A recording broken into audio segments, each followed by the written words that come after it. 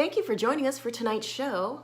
My name is Keiko Agena, and I am one of the new members of Impro Theater Main Company. Now, we recognize the immense challenges that artists and theater companies are still facing in the light of the pandemic. In our mission to spread joy, Impro has been active throughout the pandemic. In addition to our classes going online, we have presented over 350 live streamed shows for free. So I'm here, you guessed it, to ask for your support in our mission. Now, when you support Impro, you are helping us to offset those costs, to expand our programming, to strengthen our community, and to spread joy. And you're not only helping the performances, you're also helping the school, which is a vital, safe, welcoming place for artists of all levels and backgrounds. And we've made it very easy to make a donation. Just go to improtheater.com, click the donate button, or you can go to, you can text it from your phone, text Impro to 44321. That's 44321, text Impro. And we are a nonprofit organization, so it's completely tax deductible. Well, thank you very much for listening to this pitch and for making a donation. And please enjoy the show.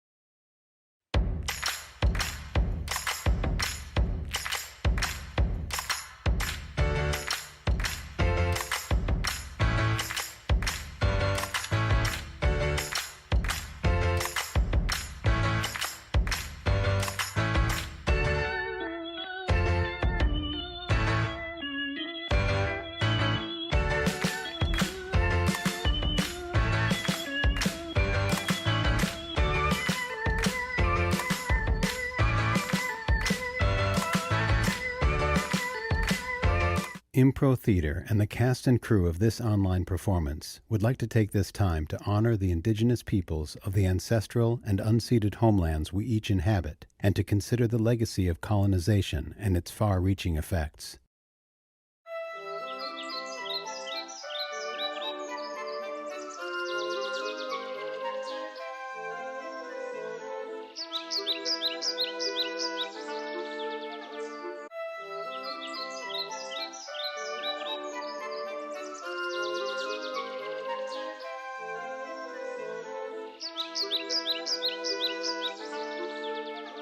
Hey, everybody, welcome to Impro Talk. I'm Mike Rock. Thank you for joining us. If you happen to be joining us in April of 2022, whether you're listening or watching, we have a whole passel of, you heard me, passel of Impro Theater School shows happening on our YouTube channel this month. We've got Tennessee Williams, we've got Improvising Plays and Films doing La La Land, we've got Twilight Zone Lab doing improvised episodes of The Twilight Zone, and of course this show continues apace, so please check your schedule here on the Impro Theater YouTube channel and join us for some of those shows happening every weekend all through April. We'd love to have you.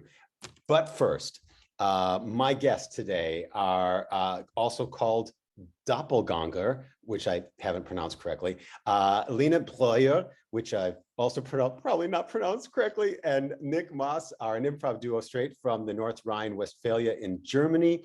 They are professional improvisers who met in 2018 and just found common ground in a camper van traveling 6 hours. They do shows all over. They have a tour that they were going to bring to the US and Canada, but the pandemic had other plans. And we're going to talk about all of their adventures and all sorts of things in 1 second. Please welcome Lena and Nick. Yes. Did I pronounce doppelganger correctly? Pretty much. It's actually, if you we have this funny letters with the two dots, the umlauts, so it's an it's doppelganger. Doppelganger. But okay. Pretty. I think the English pronunciation is pretty close, right? It is doppelganger. Yeah. I just tried to be fancy for a minute. Thank you both for joining us at night in Germany, daytime here in Los Angeles, and Nick is wearing fancy. Yeah, it feels really silly, but you don't. That was so fast how you did that. I love it. You must be an improviser. Thank you so much. So we met, I think, if I have it right, because of people that I know had done some improv festivals where you were, people like Dan O'Connor and Joe Bill and Stephen Kieran, et cetera, and you had crossed paths with them. And then you were so kind as to have me do a class for when Improv Fest was online at the beginning of the pandemic, which was exciting and fun. But let's find out a little bit about both of you. So I know that you met in 2018. In my mind, when I read that, I was like, wait a minute, that's only how recently they met. Like, I thought you knew each other since you were children when we were talking, before about Improv Fest. But tell me a little bit about that trip, that yellow camper van trip and meeting at a festival. So I think this story has two perspectives, which is good. No, you go first. So I was still a student, and I used to hitchhike a lot. And whenever I would go to a festival, oftentimes I hitchhiked there or took a train there, but then didn't feel like taking another train home. So I would go around the festival at the end and ask people, hey, are you going in my direction? Or I know you are probably driving in my general direction. Can I hitch a ride with you? At least to like the motorway and then maybe hitchhike from there. And that's what I did with Lena. And I went up to her after drinking beer with her and other people for a few nights at the end of the festival. And then she said, yeah, sure, I can take you to Cologne. Nice. 6 hours later, you were best friends. I just needed somebody, because festivals, as you know, are super exhausting and you sleep not enough and you maybe drink too much beer, especially if it's a festival in Munich. There's a lot of beer happening in Munich. And, I knew that I I would. think I see where this is going, and I think this is the first time I'm hearing this Yeah. perspective. So I'm sorry. This is my perspective of the story. I knew that I had to drive like 6 hours, which is far as a German. That's a lot of kilometers. It's nearly the whole country, and I knew that I would get tired at one point because it's a long distance. So I was looking for people to stay as long with me in my camper van than possible. And I had a group of friends who would travel to Mainz with me, but that's 2 hours away from Cologne. So there were the last 2 hours, and I needed somebody to talk to not fall asleep. And then there was this Nick who I'm passed very my good at way. talking. And he was like And asking me. And actually, it was also illegal, Nick, because they're in the camper van, there are like only, I think, 5 legal places for people, and you were the 6th person. So it was illegal, but fun. Wow, you were like you could have caused everybody to get arrested. And only yeah, I me. remember Lena saying that if we get stopped, I would have to take the blame. No, that's not true. That's not true. That's what I remember. There's two sides to the story. Yeah, 2 sides of this. Did Nick also help driving? Did anyone help you with driving? No. No one helped you with driving. No. I want their They names. were okay. No, I'm just yeah, it's fun, and it's like actually sometimes I don't know. I mean, you probably also had a lot of combination of people that you performed with, and ensembles and trios and duos before and whatever. I had it, and when I met Nick, it was like kind of, and I think we still have this. There was this kind of connection that we are most of the time thinking the same things, and that's pretty practical as an improviser, Yeah. because yeah, and this stays. Like this is the fun part, and we discovered it. It makes it when you feel like you're reading each other's minds, it just makes it feel like magic. And to the audience, it looks like something's magical is happening, otherwise, because improv, as you well know, can kind of look like work a little bit, which isn't necessarily bad. It's just a different kind of thing. But when a duo or a group are so well connected and like-minded, it can really be shocking in how effortless it seems. Nick, let's review how that trip seemed to you now. Well, I remember that beginning part, and then I remember that at the end, when it was just the 2 of us in the car, we started talking about like what's our improv situation, because we just met like a few days earlier and hadn't really had a one-on-one conversation up to that point. And I think we were both not satisfied with the amount of improv and the kind of improv that we were doing, and we're looking for other things. And I don't remember how it happened, but we started talking about things we would like to do, and a romantic comedy came up. Oh. And the movie When Harry Met Sally, and how we both kind of liked it. And how that could be an interesting starting point for working on our first format.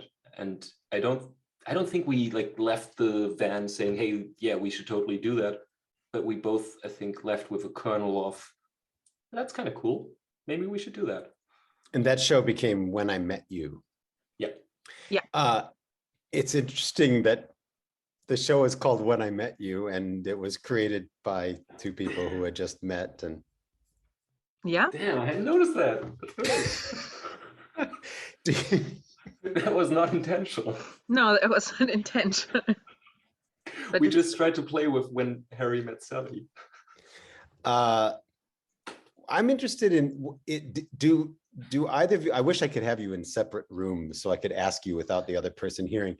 Lena, do you remember what you saw, something that you saw Nick do during that festival on stage, and maybe something in particular that stuck with you? Not on stage. I remember two things. Later, when we had kind of our first rehearsal, there was this, or there were also other people involved because we tried to create a herald group in our region, and then the pandemic hit, and we never get back to do the herald actually. But I remember in the rehearsal that Nick did a thing. He left the stage in the middle of the scene because there was another room, and there are a few people doing this, like leaving and but the scene continues, and also having this feeling of, okay, there is a different room there and I can come back. And he did this, and I was like, yes, okay, that's so cool, because there are not so many people doing this, like, and I think this is also which I like a lot about you on stage, Nick, is that there's like this huge amount of space you give to me. Like, I've never feel rushed in, like, oh, I have to react, because I can take like all the time that I want, and sometimes you're also like annoying me because you're not doing anything for such a long time, but that pushes me towards, like, I really have to act and create stuff, and it's so relaxing, because sometimes I feel rushed in, like, okay, I found this, I want to create something around this, I'm acting, this is my character, oh, that's fun, and then another person rushes into your scene and you're like, "Ooh, okay," and that never happens. Yeah, that was the one thing. And I think this is the short thing. On the festival, we just had good, fun conversations, and nerdy conversations about improv mostly. Maybe some beer. It's in Munich. It sounds like having that space on stage allows you to discover who your character is in relation to the other person. And when you feel rushed, you have to make maybe it's not terrible feeling rushed sometimes, but I think if you feel like you've got time and space, you can discover what your character's thoughts are. Yeah, and I would say that I'm kind of a slow player. I can be fast, but the way I act as an improviser is, yeah, it's quite slow. I'm searching on stage, and I'm looking inside, and sometimes it's hard to find somebody who's like trusting me in this process and giving me the space to do it, because sometimes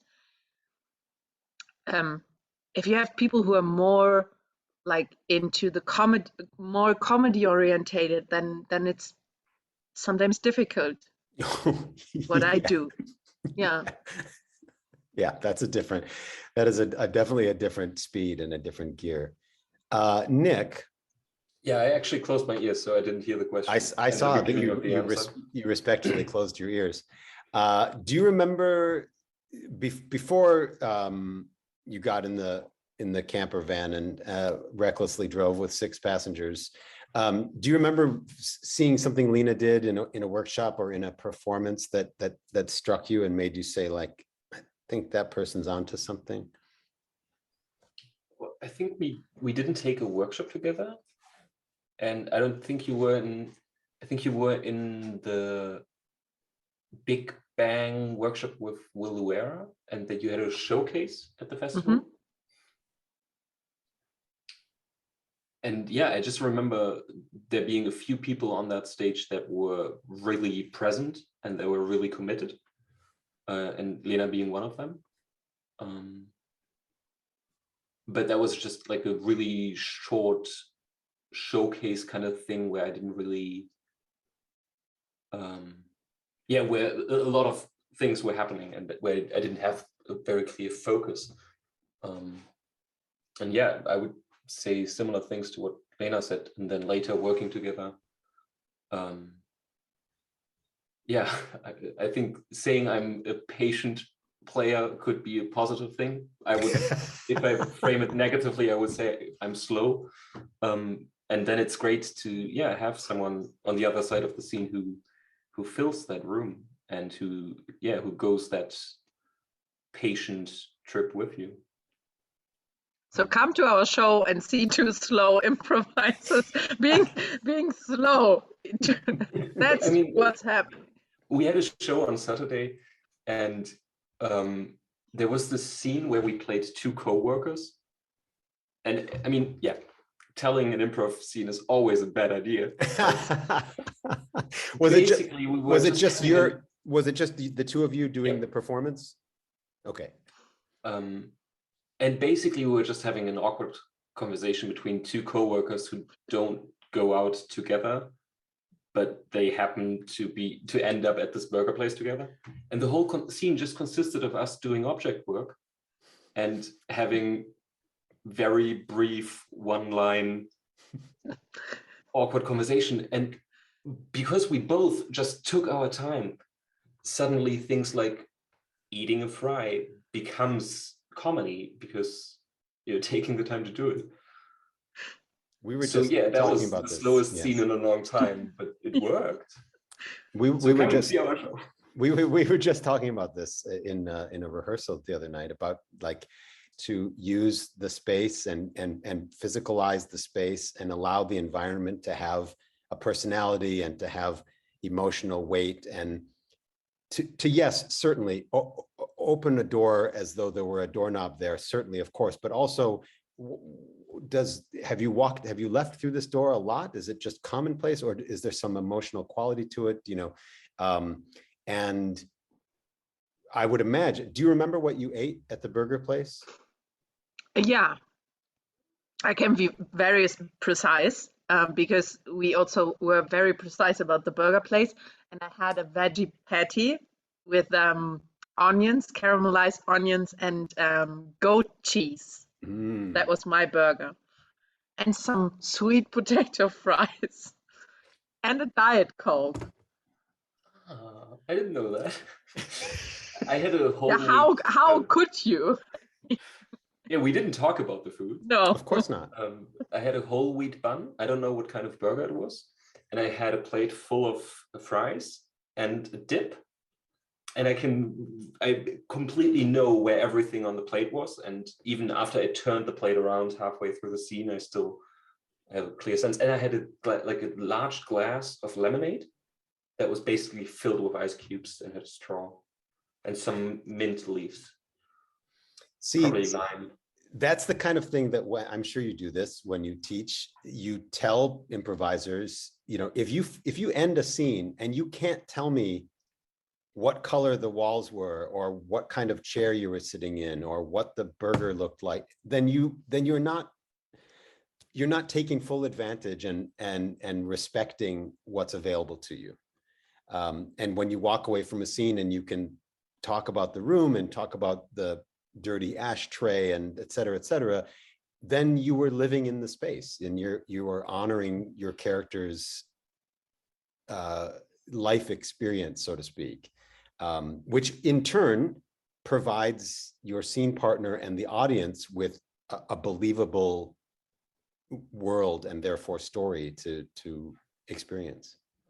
Yeah, and I think what is funny when people start to do improv is that we lose an ability that we normally have in life, is to do things and talk. Meanwhile, I make a coffee and I talk to somebody who's standing 3 meters apart of me and doing something completely else, and we just talk because there is distance in our life. And as soon as you go on an improv stage, and then two people talking with the safe distance of, now the distance got a bit bigger because of Corona, but you have these two people talking. And this is so hard to relearn on stage, that you can move while talking, that you can have conversations and being in different parts of the room, and that you can eat while talk. And that's something very difficult. And I'm sometimes still forgetting it Then I went, okay, now I have a conversation. I have to be in this position and talk. Yes. Maybe it's an unpopular opinion, but I think that kind of improv where people just stand and talk can be great. Oh, yeah. And I think like the three of us and Impro LA, I think in general is a theatrical approach. I mean, you're improv theater. So yeah, if you're trying to create theater, use the stage, move, be a person doing things.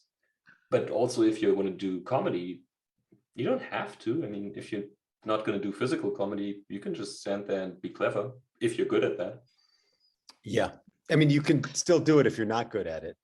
Yeah. And then you can ask the question why nobody's coming to improv shows. Maybe that was why I was so fascinated of this rehearsal when Nick left the stage, was because that's the thing that I'm also telling to my students. It's like most improv scenes or most improv characters live in a single apartment where everything is in one room. Like you have everything in one room. It's a single apartment of the size of the stage, and there's no escape. And that's weird because people do live in houses, or even my small apartment because it's here. so New York inspired, right? I mean, all the improv is UCB basically, so everybody lives in a shitty New York apartment. Well, yeah, I think it's important to realize, the stage is as expansive as the world is. Yeah. Use it. And even shitty New York apartments have a toilet, Nick, most of the time, with a door, hopefully. Like, wait, have you played improv scenes where people had the toilet in that room? Yeah. Without a door? Yeah. I remember being in New York it was my first time in New York. It was in a few years ago. And there was a TV colleague, because I'm also working as a TV producer from time to time. And we were doing a documentation in New York. I don't even remember what, but we stayed 3 weeks, which was great. Oh. And because it was a colleague, but also a good friend. And then we shared an apartment, and because it's much easier to have an apartment for such a long time. And it was a model apartment, like all the cliches I had before. It was a model apartment. Like and there was a model living in this apartment.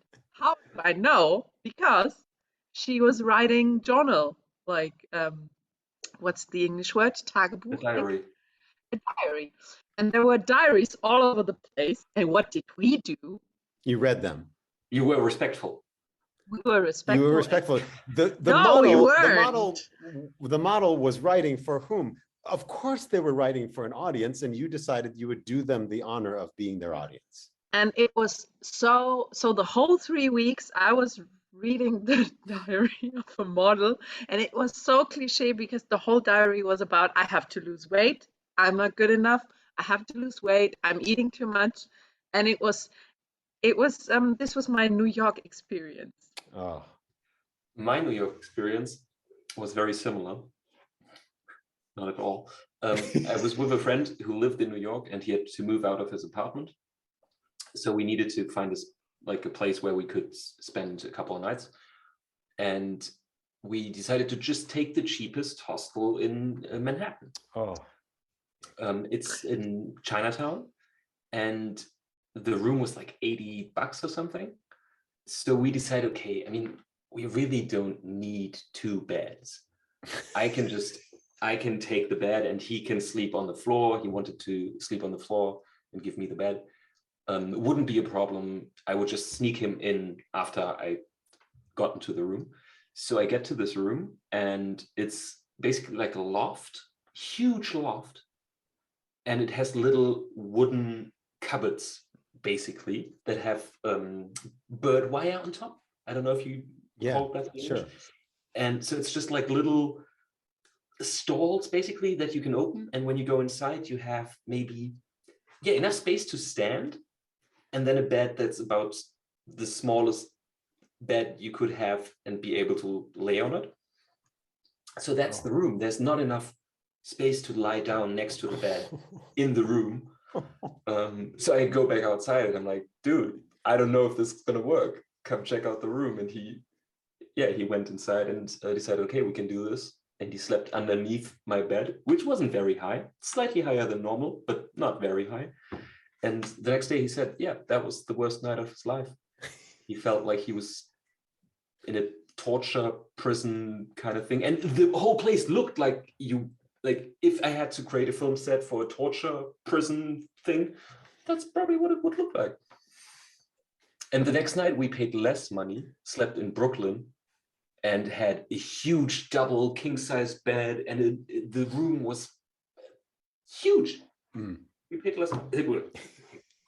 New York City, right? Well, I lived in Brooklyn for a long time, and I will always side with Brooklyn. That's funny. Have you ever been to Germany, Mike? I haven't yet been to Germany. I shall one day, and I will sleep under Nick's bed. I have a couch. I'll sleep under his couch. Yeah, I would love to come back to see Europe and the UK and Ireland and etc., because I haven't been in too long.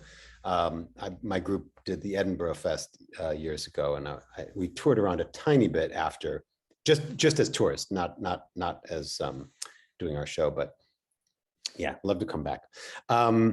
Okay, so when the pandemic hit, you said, did it go like this? Did you have a festival that was in person and then you made it happen online, or I see you're shaking. So you said, let's create a festival that is online in order to keep in touch with all of our friends who we've come to know and love at festivals.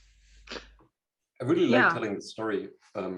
I came back from a theater workshop, and I was driving to another town to teach a theater workshop. On the way, people started wearing masks on trains, and it was like, oh, there's this virus going around, and maybe it's going to come here. Seems kind of serious. And I was considering, hey, should we cancel this theater workshop or not? Maybe this virus thing is a thing. It looks like it's going to be serious.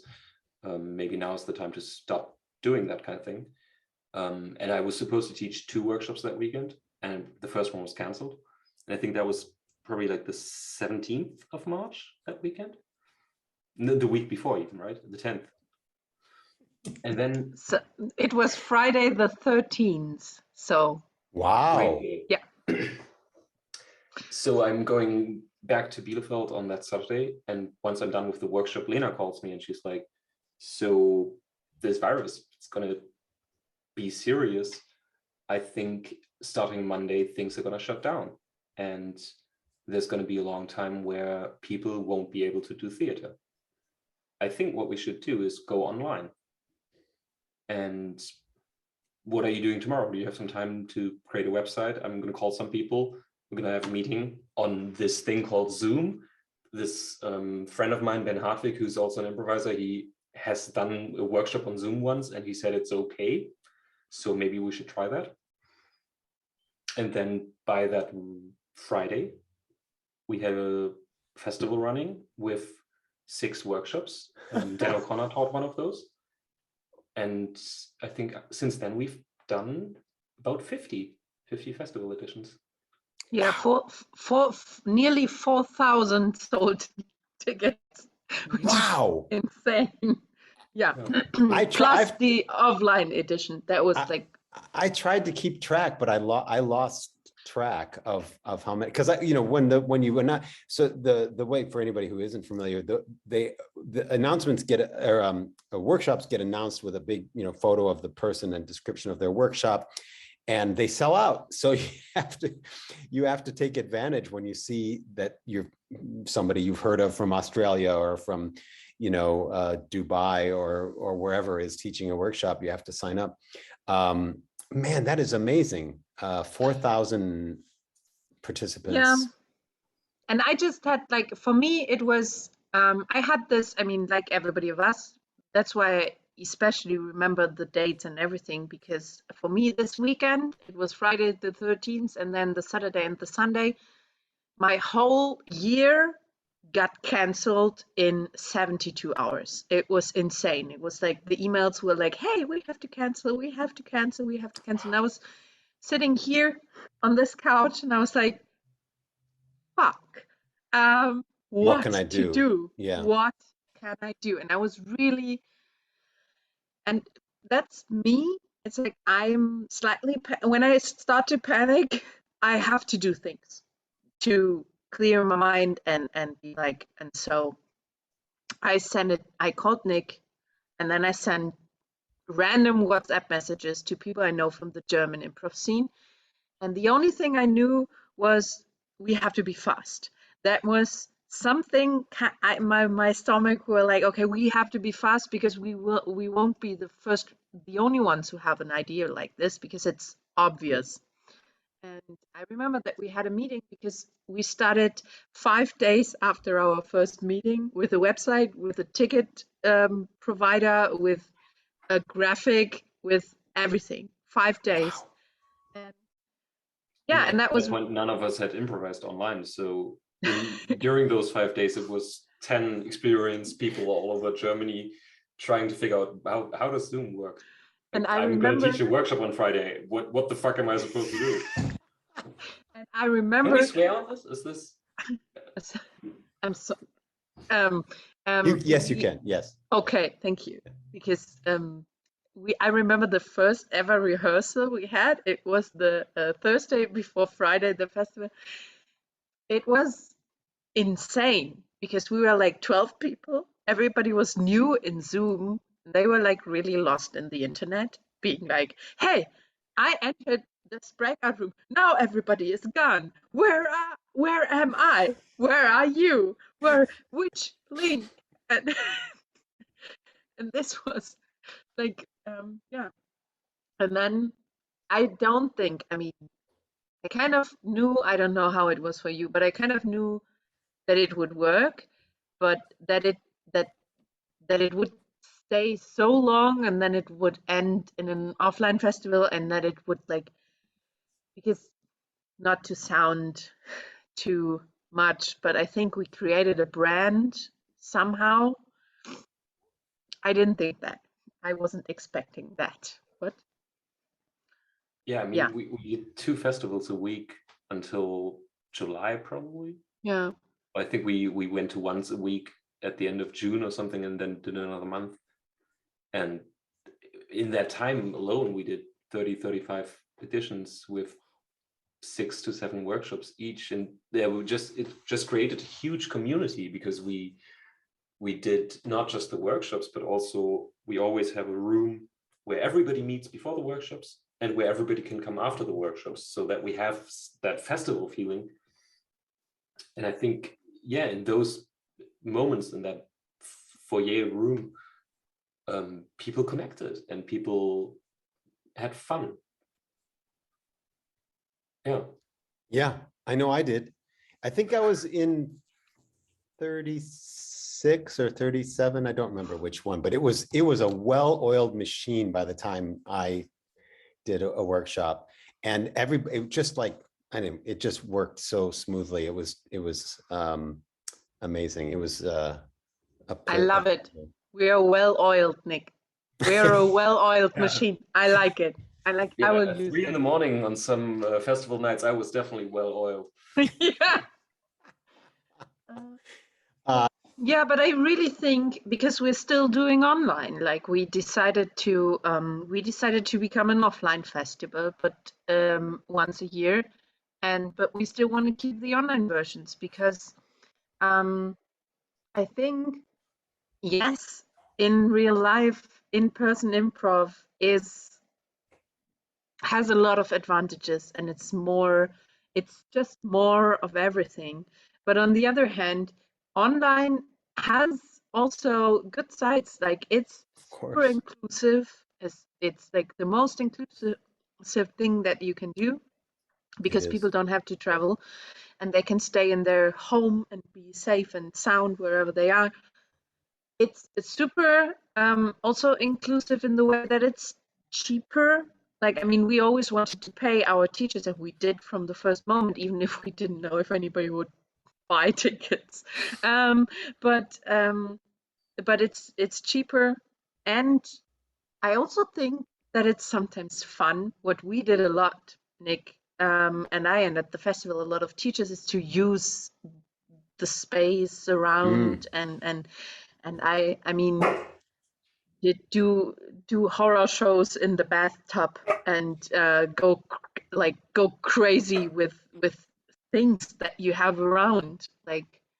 Yeah, so, and I really feel that our community, they love to be online also. We have our next festival coming up in May, and I think it's going to be great, even if in May people can do real life improv. But I think they are looking forward to it, and I'm looking forward to it because it's fun also.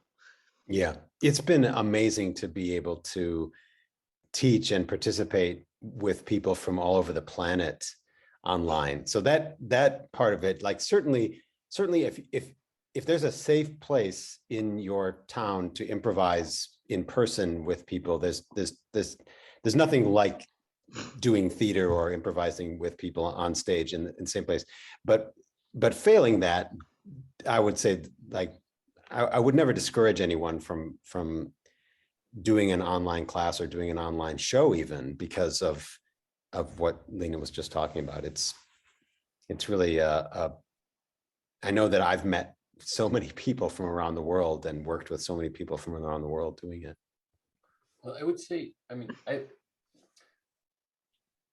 think that it depends on what you want to do. Like, if you want to have a good time, yeah, and if you want to feel the feeling of theater and space, then do it in person. But if your intention is learning something, like improving a skill, getting new input,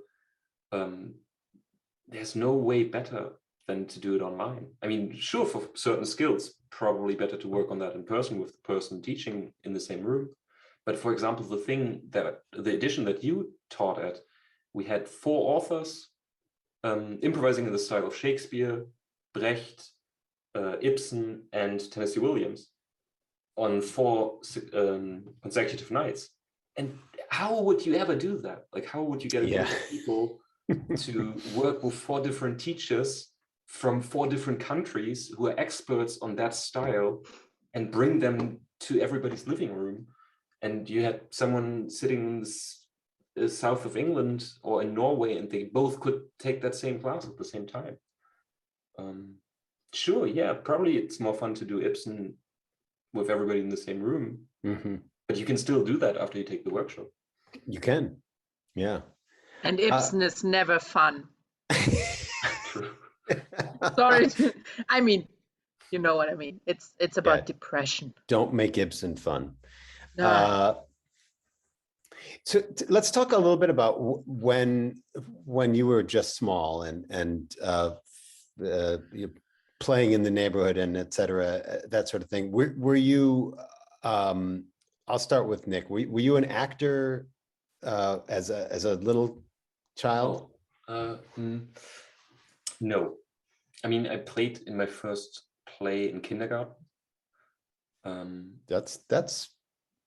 I played an octopus. Oh, all right. Then I think we did some theater in primary school, but I didn't really do much theater in school because my school didn't do that kind of thing. But I always played pretend with my older brother. Like, we spent probably half our free time growing up just making up stories together. And yeah, that's basically what I'm doing today. And it always feels weird when he's in the audience because he's like, yeah, that's what we used to do. Did you, was it mostly verbal, or did you have toys and dolls that you would act things out with, or was it mostly walking? Yeah, just sitting around or walking around the yard in a huge circle and just walking, talking. Yeah. That's also new for me. I've never heard you talking about that. That's I don't know why, but I don't talk about that much because I think, actually I know why, because I think it's such a shared, unique thing between me and my brother. Like we did that together. It was our thing. And now I think it feels weird to commodify that intense childhood experience to portray myself as competent in playing pretend. Or something like that. I don't know. I think that things that we did, if you're an artist or creator or a storyteller of any sort, I think the things that you did as a child can reveal themselves way later in life to have been influential or formative. I think that it's possible for people to not even be aware, when they're doing their 10th play or television show or movie, not even be aware that they, as a very small child or as a not so small child, had kind of unintentionally foretold that might come to pass. And certainly, being very verbal and telling stories is exactly what we were talking about earlier. Doing an activity but telling a story or talking up that's not about the activity. I mean, it's the impossible improv exercise where you ask people to do an activity but talk about something else without referring to the activity. And you were practicing that with your brother. Did you eventually start doing traditional theater or scripted theater, Nick?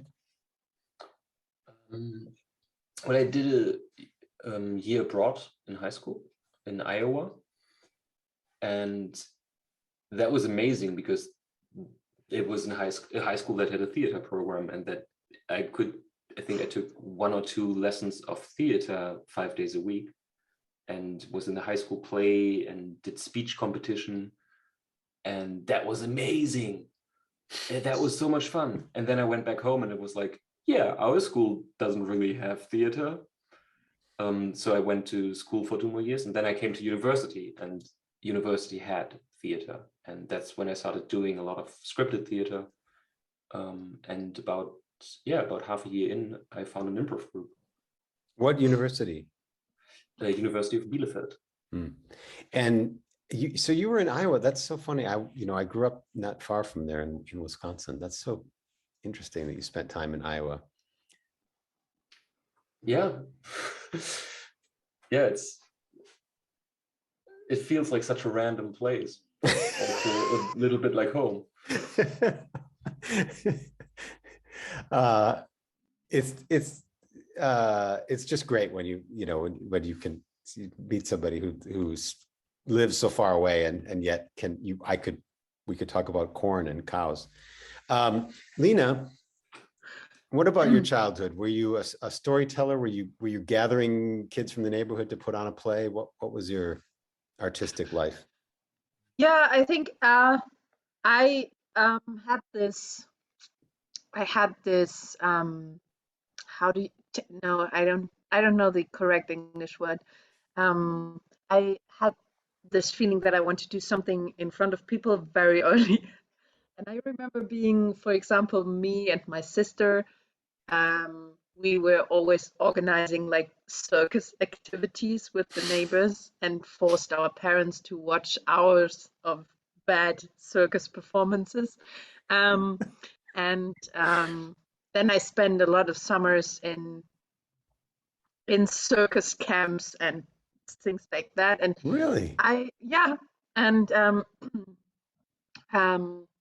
remember that, I was like I started acting very early. I had my first role at the theater, then I was 9 or something like that. I had very long curly hair and I was just sweet, so they casted me for being. And I remember that the theater of Bochum, where I grew up, was a pretty well-known theater in those times, and it was just huge. I mean, just the building was huge, and I just loved it for so many reasons. But I can really remember that one of the reasons was that I got taxi vouchers because I had to leave school early for rehearsals, and because I was so young, I wasn't allowed to drive alone with the bus or whatever. So because they had to take care of me, so I got vouchers for a taxi, and I was 9 or 10, being like, yeah, I have a taxi voucher, going to the theater. I loved it. Um, yeah, but the thing is that my parents aren't artists or anything. For them, it was just like, yeah, okay, well, if she wants to just go for it. But it was never considered as art or anything. It was just like, okay, if she wants to do it, we'll make it possible, but it was not a huge thing. So it wasn't also for me not a huge thing. I just did it. Yeah. And then I was also in the choir and stuff. And then because in Germany we have like acting schools in Germany are very traditionally organized. So you have the huge state universities, acting school at universities, and it's really hard to get in. So there are, I think, let's say 15, I don't know exactly, but a number like 15 state acting schools in the German speaking area, and everybody wants to be on one of them. So what you do is that you have kind of years of casting for the acting schools. So you go over and over again. And that was the first moment, because I did it. I wanted to go on an acting school, and I did this tour. And that was the first moment where I felt not like I didn't like it that much. For me, it was clear that I want to do acting, but I didn't like the acting school. Mm. And then I had a huge crisis, and then improv was for me the way that I rediscovered theater. Because like the classical acting, at one point I couldn't do it anymore because there was something stopping me. And it was so clear for me all the time that I wanted to be an actress, because since 9 I wanted to be an actress. That was clear. But then I had it like, I don't want to do it anymore. And I did something completely different, and I did journalism, which is great. Radio and TV. And then improv came back. So yeah. Do you remember how you discovered improv? Like did you see an improv show or something that Yeah. I did see an improv show, because in the city where I was then living, there was the state theater, the huge theater in the city, and the young actors of the ensemble had a late night improv comedy thingy. And I went there and I was like, bam, I want to do that. That's cool. That's so cool. And then I went to a casting for a student improv group, and they didn't take me. And then there was like the group of the people they didn't take, 5 or 6 people. And then we were looking at each other's eyes, and we're like, okay, let's do our own group. Well, let's do it. And we were in a room at the university. Manuel Speck, who's also a professional improviser nowadays, he had the book of Keith Johnstone. He was like, I know how to do improv. I read the book. And that's how we started. And we didn't have any clue, but it was great. Great energy, good energy of people. That's what you need. Yeah. I love that. That's Nick, exactly what happened to me. Is the it? dude with the Johnstone book who was like, I read this, it's pretty amazing. Do people want to do some improv? And that's all we need. That's great. Was the group that you saw, Nick, already established, or did you have to audition, or was it just like anybody can be in? Well, I had to laugh when you asked the question how I first found out about improv, because my first improv memory was in high school in Iowa. In theater class, our teacher was sick or something, and we had a substitute teacher. And there were some rowdy people in my class, so they went nuts, and we were doing some improv, and I just remember how they played like really inappropriate characters. Mm-hmm. How they were really rebellious I think one of them played a prostitute in school. God. They In just walked Iowa. all over this poor substitute teacher who had absolutely no control over the class. And that glimpse of that fellow student standing on stage, being a prostitute, me being in a scene with him, and the teacher just completely out of control. That's my first improv scene that I remember. And then I went to university. Yep. Yeah. No, go ahead. Go ahead.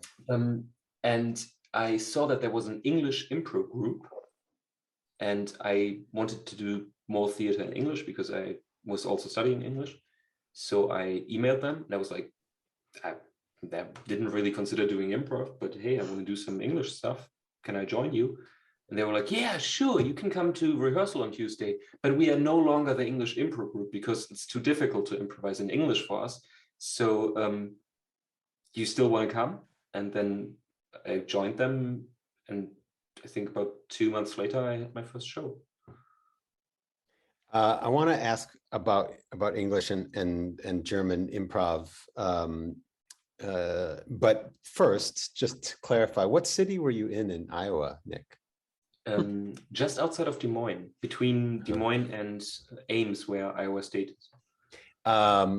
Because so basically the perfect place. Like you couldn't pick a better place to be in Iowa. You have Des Moines on the one side, and then the cool small college town just on the other side. Not in a big city, but not out in the middle of nowhere. Perfect. Exactly. Perfect for a young Nick Maaß. I've taught high school level theater and improv for years and years at festivals. And one of the things that shocked me, because I got into it because in college I was doing theater sports and I got asked to come to this festival. And then that led to the next one and the next one and the next one, and it just continued. But one thing that shocked me was we were so innocent and clean in the way that we did our theater sports. We didn't swear. We were very proper. And high school kids did not have that same restriction about them, because they were just at class, at theater class, and some weird guy that they didn't know came in and wanted to do improv with them, me, and they thought just like, okay, there are no rules. And so I remember the first time I saw somebody, doing something like, whatever, playing a prostitute or swearing or something, or like they would also wrestle each other to the ground. They would also get very physical and violent sometimes. It was just shocking. But let's talk for a minute about improvising in a second language, or I'm sure you've seen some people improvise in a third language, etc. Can you speak to that a little bit about the difference between doing a show in the language that you grew up speaking in your house versus improvising in a show that you're speaking a language that you've learned later? Is there any qualitative difference that you can speak to? I think for me personally, it's not that big of a difference because I spend so much time just going through daily life in English. So I feel comfortable with the language, but I notice that I play differently. So I definitely play different characters. If I'm playing in English, I'm much more likely to play a guy from Brooklyn or a farmer from Cedar Rapids than if I'm playing in German. If I'm playing in German, the cultural references, I think, are connected to the language I'm playing in. Mm. And I would say that for other people, a lot of the people that I see who are struggling with playing in that language or who feel uncomfortable playing in the language and are hesitant to do it are actually much better improvisers when they do it because they don't talk as much. Yes. And that just helps. Yeah. And for me, I had a bit more problem with it because my English isn't that good because I didn't spend a year in Iowa and I didn't study English language, but Latin language. Anyway,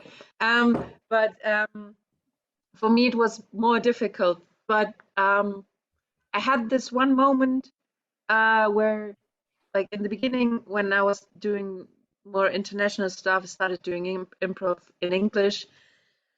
I had this moment where I realized, okay, there are only two possible options of what is happening. So option number one is you're performing in front of an international crowd. So English is the language we all agree on, that we do understand each other's. So everybody's happy because everybody's making mistakes. So you have a Polish actress and a French, and everybody has weird accents. And so it's like, cool, we do understand each other. That's option number one. And option number two is, as I had it like when I was in the US in 2019, you're performing in front of an American audience, so in front of a native audience, and then you're just a funny German.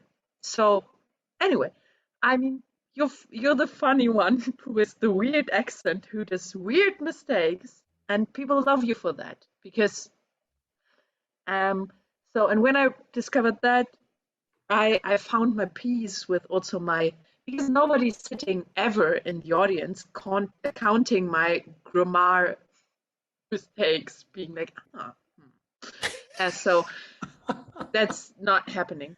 And I had Because I don't watch many of your shows, right?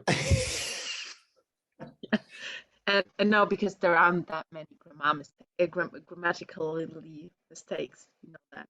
That's the reason. No, but I remember when I was in 2019, I was first in Chicago, and then I traveled to Florida. I was with Will Luera at the Florida Studio Theater, and he invited me to perform in their weekly show. And so it was their weekly show of an ensemble that knew each other for like years, and Will wasn't there. So he left the city with his family. He just put me into this ensemble being like, hey, have fun, Lena. And they were all super cute. And we had this, like, the show was packed. It was sold out. Short form show. All good. Everything's fine. We started as a warm-up thing with this, I don't know the name, but like doing rhyming in English. And I was like, guys, cool, this is the warm-up. This is the first time the audience will see me, and it's rhyming in English and being funny while doing it. I was like, cool. Then the second thing they did to me, they put me into the Shakespeare scene. I was like, cool.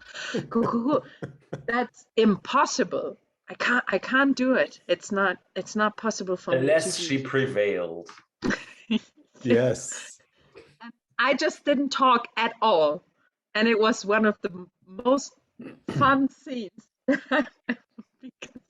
because my colleague had to do all the Shakespeare and I was just silent. But I mean, Shakespeare is full of the foreign prince or princess or queen, you know, like, so you would have fit. Nick, were you going to say something a minute ago? And yeah, I just remembered I once played a show in Switzerland, in Zurich, and I played a show with another player, and we played in standard German. But Swiss German is I would say it's probably like listening to two drunk old people from Scotland, where you're not entirely sure, are they still speaking English or did they switch to Scottish Gaelic? Like that kind of mutual intelligibility. And we played in standard German. But then there was a group thing afterwards because it was a marathon, and they invited me to join that whole thing. And everybody played in Swiss German. And I was in that show, and I was in scenes with people where it always took me about 2 or 3 sentences until I knew what they said 2 or 3 sentences ago. And I had to, like, basically I had to improvise a scene, but with 10 seconds delay. And that was incredibly difficult. Like, they understood everything I said, but I basically didn't understand them. And I think, yeah, if you can understand the language you're performing in, or the other people are performing in, I think that's much more important than being able to express yourself, because you have all other ways of expression other than words. that's a great point. Yeah, and you just add another level of comedy with being in a second language, because in the last show, now 2 weeks ago, we had a show and we had as a suggestion, what is the correct English term? I don't even remember. As corkscrew? A corkscrew, right. Yeah, I open up a wine yeah, bottle. it's open a bottle. And I completely messed it up like I was like always saying the wrong word, and it became the running joke of the show because this corkscrew appeared all the time, and it became a really, really good other level of comedy that you have. Yeah. Yeah, I once played German twins with someone in Canada. They said we were twins, so he decided to have a German accent. At the time I thought, dude, is that what I sound like? But yeah, that was beautiful, making the language part of it and not ignoring it or finding some joy in it. I'm guessing he was doing a German accent as opposed to he was doing the Nick Maaß accent. So like he was probably he was just doing a this. German accent, and I think I made the choice to then also do a German accent. But I'm not sure. But Mike, have you ever tried to do gibberish in your own language, like gibberish English? I've seen these videos where people say this is what English sounds like to people who don't speak English. I've watched some of those videos. My gibberish tends to be sort of an amalgam of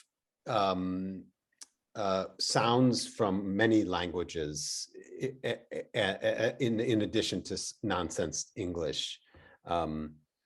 I've never intentionally spoken gibberish to make it sound like I was speaking English, I don't think. I mean, to be fair, it's been many years since I've done some sort of a gibberish scene at all.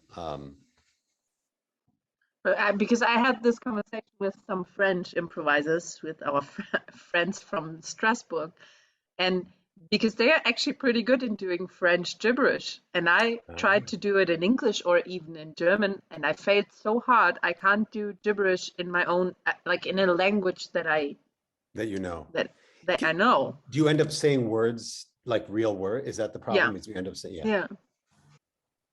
What is are you going to be able to tour? Are you going to be able to get that going again? Uh-oh, looks like we're a t-shirt. Yes, a t-shirt. We actually are going to be at a festival next week. Next weekend. Yeah. Lena, you're like getting on a plane on Tuesday, right? No, on Monday evening. I'm getting on a plane in 6 days. We're starting to tour again. Yeah, it's all coming back to us now. And it's yeah, we're going to be in Norway together at the Short Notice Improv Festival, and then organized by this. That's why. Yeah. That's the group. That's the group.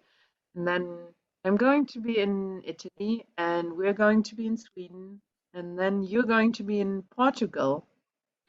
I think I summed it up very well. Yeah. And yeah, we want to tour. That's our plan. And we have this tiny little festival that we have to run also in fall. And so the year is filling, and Nick has some interesting projects. And yeah, apart from me doing them without me. Well, same for you. I mean, you have the Dreilandebund. Yeah, we're organizing an improv holiday in Germany. Hopefully the weather will be fine. And it's just at the border of the Netherlands, Belgium, and Germany.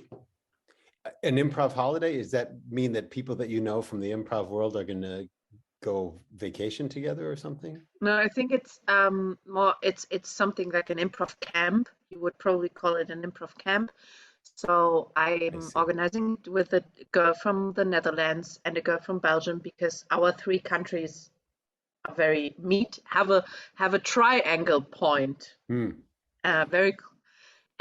we meet close to this point, and we'll spend 5 days in a nice hotel at a lake doing improv and eating good food. That's the plan. Terrific. Yeah. And Nick, what are your projects secret right now? No. One of them actually just finished. I got arts funding to do an improv production for the first time ever in my life, and we were paid by like the cultural institution government thing.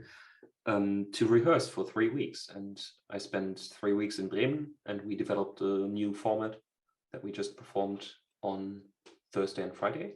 Congratulations. And then I went back to Bremen today to kick off another project that we got funding for, where we're basically looking at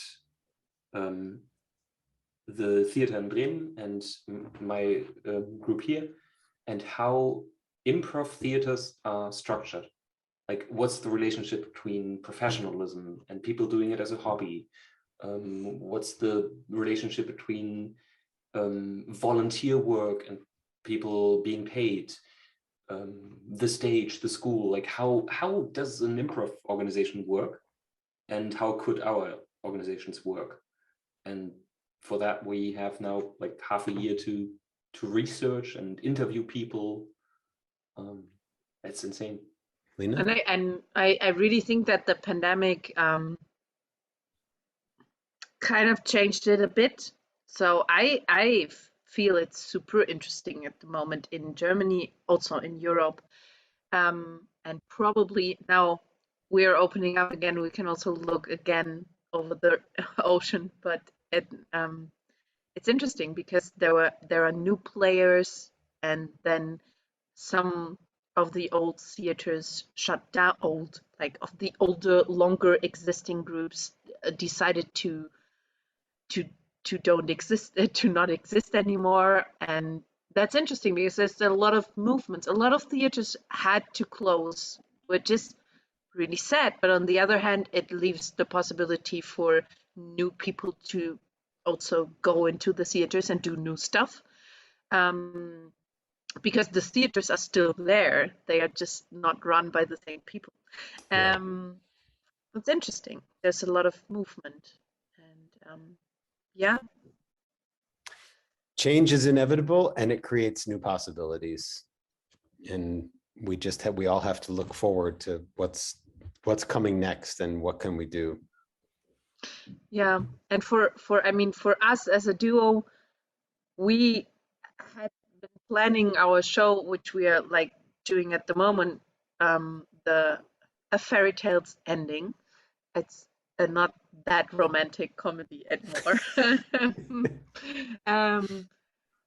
We've been planning it for so long, and then doing some rehearsals, but then over and over again, the pandemic kind of like crossed our ways and destroyed the plans. And it's like we had our premiere 3 weeks ago, Nick, 4 weeks ago, something like that. Oh, yeah, like 3 weeks ago. I thought you were talking about Saturday. I felt like that was clearly 5 days ago. And it was so good, and also on the other hand so intense to finally do it, and it worked so well. I was so hyped the days after it that something that we like created in the pandemic, it actually worked super well. Yeah, because we played like, I think maybe 2 shows before the pandemic hit, and then we spent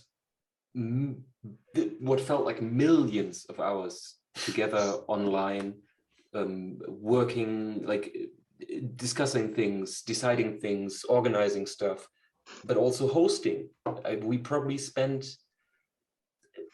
200 hours together in Zoom rooms hosting. And I think over that time, we just built an amazing connection that really works very well, but that we'd never put on stage yet. And that, I think that showed, that was beautiful, how much fun it is to be on stage together after all that work. I mean, part of what makes improv work best for people is just being together and understanding how one another communicates. I think that's exciting that one show was called When I Met You, and the next one was called A Fairy Tales Ending. It's those are clever bookends to those. Yeah, when we did When I Met You, like after our first show, we were very happy with it because it worked really well. But we thought, well, it was nearly too easy because the promise of the show was we are going to see a couple that falls in love. So we did this, and that Yeah, is I mean, the show fun. tells That was, itself, basically. Like, we don't have yeah, to do any narrative because it's a romantic comedy. They don't fit, and then they get together. and that was, and it worked. It was very satisfying for the audience, and then we started being like, yeah, well, maybe that's too easy. Let's just turn it around. So just start with the bad ending, and then go back and tell the love story, and that's way more fun, to be And honest. we also had a moment in rehearsals where we played a run through of When I Met You, and then we got to an ending and we were like, we don't feel like a happy ending. Let's like this story doesn't feel like it's going to that happy ending. Let's just take the story where it wants to go. And it was heartbreaking. And we went out of that thing and thought, hey, we can't do that to an audience. Like, do a romantic comedy and then just at the end be like, sorry guys, Yeah. not gonna happen. Go home now. So we decided to still like go in that direction, but make a format that promises that. So does the format literally start with the ending? Wow, that's It's cool. bookended by the ending. It Yeah. starts. It starts We and ends with the ending. We Oh, start with did I spoil the show now? no. It's No. called a fairy tales ending. It's fine. No, we start with the breakup scene. That's cool.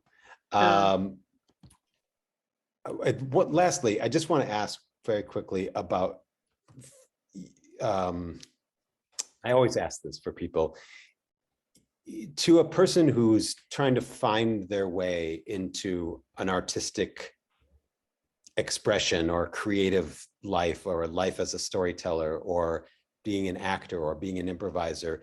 Is there something that you find yourself saying to students, or find yourself saying that is encouraging, or advice of some sort, or that you would have wanted to hear maybe back when you were beginning? Is there anything that you would share? I have something that I got from a teacher, because I studied to be a theater teacher, and one of my teachers, she said, because she was working freelance in theater, when I asked her, how's that, like the job insecurity, is that cool, like is that as bad as I imagined? She said, well, if you're a plumber, you're always going to be a freelancer, you're always going to work job to job, and nobody's going to say, well, how can you make a living being a freelancer? But as soon as you're doing art, that's all that people are thinking. And for me, that was a paradigm shift where I thought, yeah, you're right. It doesn't matter what kind of job I do. If I am a freelancer, there's always going to be some level of insecurity. But it's great. So I love doing it. That's very good. Love it. For me, I would say don't wait for somebody to give you opportunities. Don't wait for it, because it might come, but it might not. And yeah, I like do it yourself. Go like do it. Yeah. And not like, yeah. I think I barely got jobs through any auditions or castings. It's not happening to me, but I'm still here. Yes. Yeah, it's like Yes. go for it. No. Now, I was just also having a festival now and doing what we are doing. We did it. It was us doing it, and it was a lot of work and a lot of like risk. But again, the risk is like, why not? We haven't had anything to lose, so. But it was us doing it and not waiting for somebody to ask us. Like, That's fantastic. Yeah. Well, thank you both for doing this and sharing your artistic life with us for a little while. I'm excited to hear how the next festival goes for you. Travel safely, please. Wear masks We do. Stuff. We do. And we'll catch up again and find out how things are going. And at some point, we'll see you here in Los Angeles, or maybe I'll find my way to Germany. Come to the beautiful city of Bielefeld. Yeah, Or Cologne. I've heard that it's not different from Iowa, not that different from Iowa. I would compare it to Green Bay, maybe. I had a conversation in the festival team, or I was thinking about, well, we need to find, like, because people are also traveling, for example, to Amsterdam or to Lisbon, to the festivals, or to Dublin or wherever, because it's beautiful. Because you can also spend time there. We need to think about the marketing of Bielefeld. I'm not sure how, but we have to make it an attractive travel destination. Yeah. You need to make it a destination. You need to rally the city. It's beautiful. Like it's Oh. Imagine sitting on the slopes of a wooded hill in Pennsylvania. That's Bielefeld. It's beautiful. There's forests everywhere. I'll trust you. No, don't trust me. Come check it out. Come check it out. I'm not very trustworthy. Find out for myself. Thank you both. Lena, I'm going to say it right. Breuer. Oh, pretty good. Yes. And good. Nick Maaß from Germany, staying up late to be on Impro Talk. Thank you both for doing this, and we'll catch up with you another time. Thanks everybody for watching or listening, and we'll see you next time.